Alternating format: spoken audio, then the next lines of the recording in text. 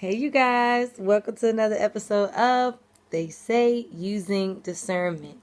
So, in this episode, we're going to speak on a common phrase: God is love. I know you guys have heard that before. God is love. But what does it really mean? Oh, I love this one. So, God is love. That means to know God, that means you have to know love. If you don't know what true love is, which is not fear, which is not anxiety, which is not using a person, which is not trying to change a person and make them into what you want them to be. Love is none of that. It's not negativity, it's not hate, it's not always constant arguing. Love is way, way, way deeper. And a lot of people today, they don't know how to love. They definitely take advantage of people. They don't think about how their actions will affect another person. They really don't care at the end of the day.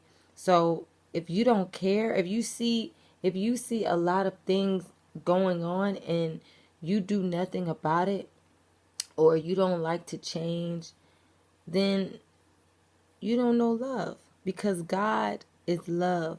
God is the master teacher. He will show you the way without forcing you into the way.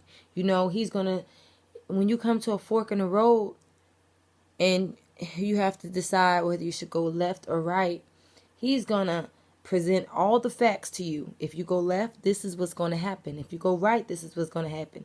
But what he's not going to do is say, go right, and push you in that direction and make you do it.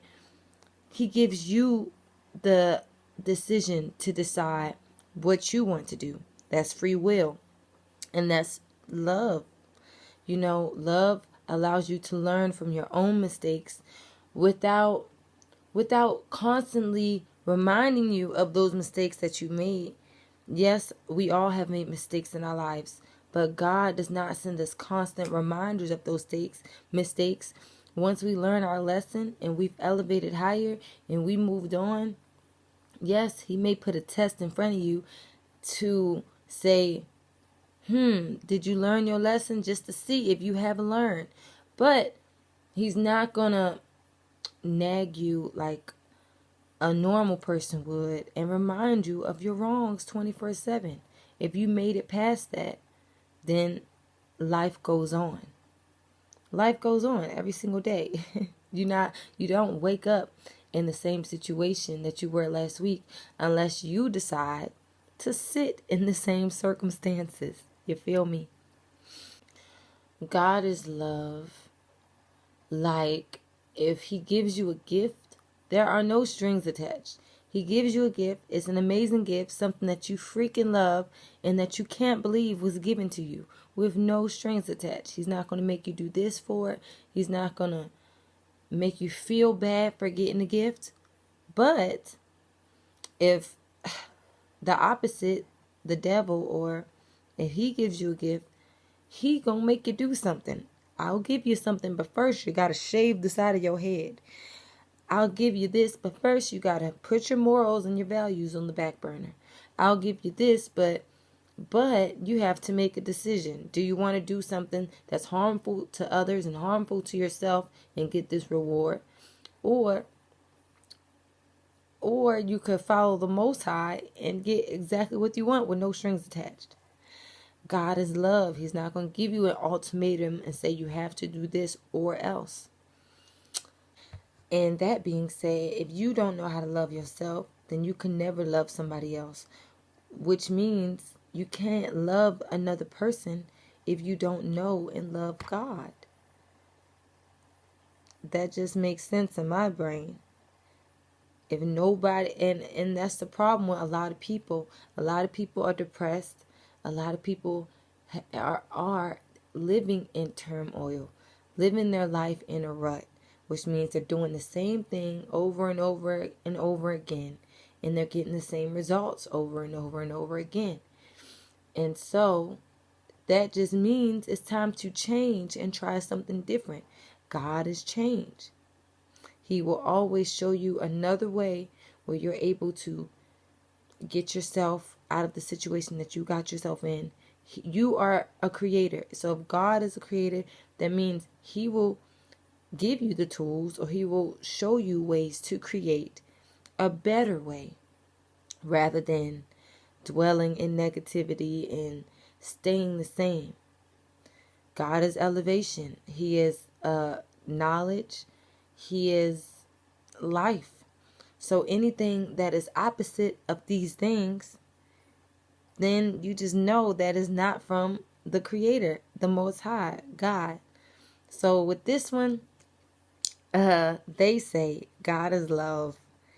I agree. That's correct. God is love. So maybe it's time that we actually look up the definition of love, and look at the definition of God, and look at the characteristics of both of them, and see, how are you living your life? Are you living as your Father, as God would live?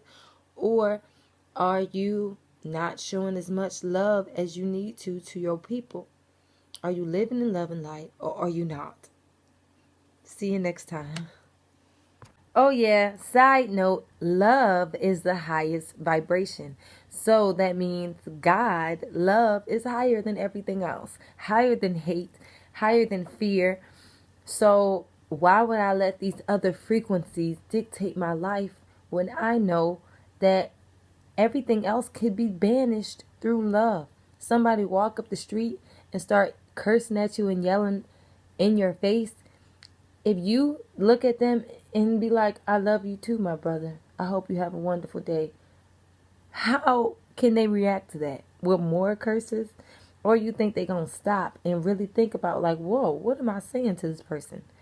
Love will make you stop and think and contemplate. And love will show you that you have to right your own wrongs.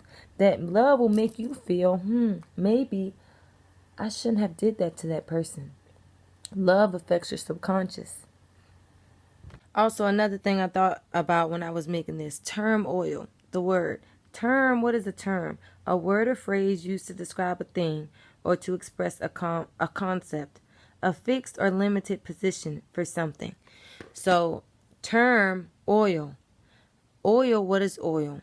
Oil is a thick, black, rich substance that is very hard to get out of. Like if you was in a well filled with oil and you try to climb out the well, you probably would never get out because you'd be slipping around, slipping down. So term oil, break down the word. Based on your own terms, you put yourself in a very slippery predicament. Now, oil, it can make you very rich. But if a person doesn't know what it is, then it's worth nothing to them. It's the blood basically of the earth. So it's all in how you use it. So based on your mental capabilities or whatever else, you put yourself in situations and it's up to you to get yourself out of it. And based on the terms that you put yourself in, you must know your own worth to get yourself out. So it's a measure of worth. If you know what you're worth, then you won't be in a slippery predicament that you put yourself in based on your own terms.